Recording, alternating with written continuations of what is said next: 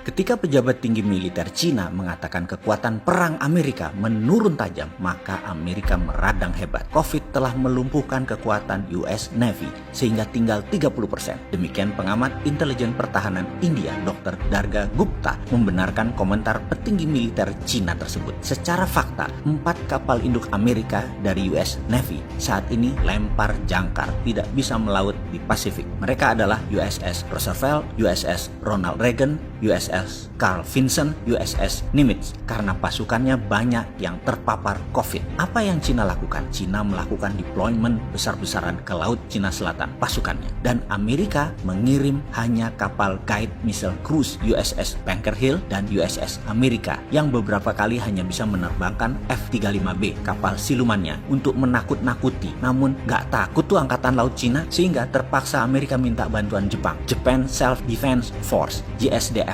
yang melakukan patroli militer laut. Hanya itu saja yang bisa dilakukan, patroli dan bertahan. Apa yang bisa kita dapatkan pelajaran dari berita ini? Berita ini masih hangat loh. Adakah yang melihat ini sebagai peluang?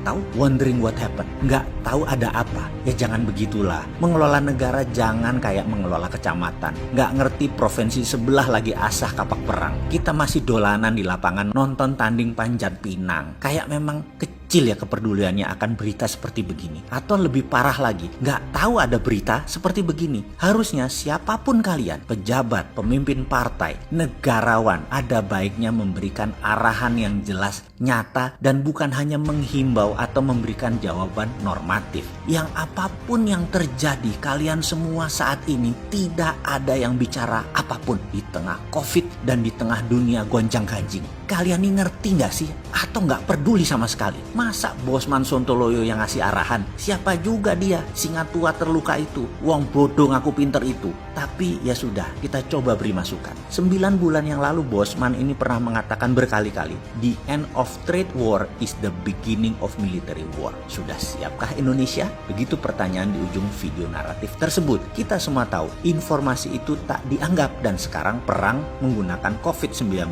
Biological warfare terjadi. Oke, semua sudah terjadi dan tidak siap juga saat ini. Masih anggap tidak mematikan itu COVID. Oke, nggak apa-apa juga. Yang nanggung dosa bukan rakyat kok. Siapa yang lalai akan bertanggung jawab. Gitu, gampang urusan yang nanggung dosa siapa. Lihat saja siapa yang lalai. Gitu aja. Kita lanjut. Kemudian, apa pelajaran yang diambil oleh informasi tentang komentar pejabat tinggi militer Cina tersebut dan pengamat intelijen pertahanan India tersebut? Apa? Masih nggak ngeh ya sahabat? Oke, saya peringatkan saja karena ini semua demi anak bangsa. Jadi kita ingatin. Ada 3 kekuatan yang kalau kekuatan ini kena bisa lumpuh negara kita ini. Yaitu kalau efek COVID yang tidak terkendali seperti arahnya saat ini mengenai para pejuang kesehatan, mengenai saudara kita polisi, dan mengenai saudara kita tentara. Ya, mereka saat ini adalah prajurit kesehatan dan keamanan di garis terdepan. Pemerintah agak lengah memelihara dan melindungi mereka. Saya ingatkan,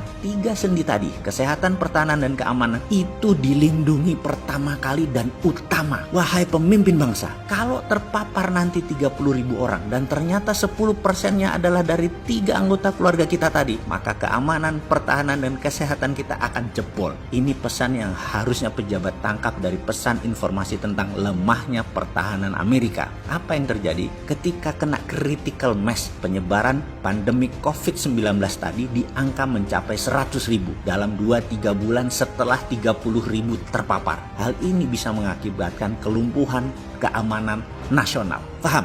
Saya, kita semua sahabat, atas nama anak bangsa menjerit teriak keras saat ini dan semoga didengar. Lindungi 3 keluarga kita tersebut sekarang. Menyambung pertanyaan di awal. Lalu di mana peluangnya atas tindakan besar yaitu deployment Angkatan Laut Cina yang sedang dihadang patroli Amerika dan Jepang itu? Saya tambah sedikit informasi yang baru saja masuk. Saat ini ada sejumlah aksi militer berbarengan di Selat Hormuz oleh Iran, Vladivostok oleh Rusia, Pyongyang oleh Korut. Nah, hal ini menguji kesiagaan Amerika di titik didih tertinggi. Indonesia tahu kan peluangnya? Sudah punya contingency plan-nya kan? Gak ada. Bingung.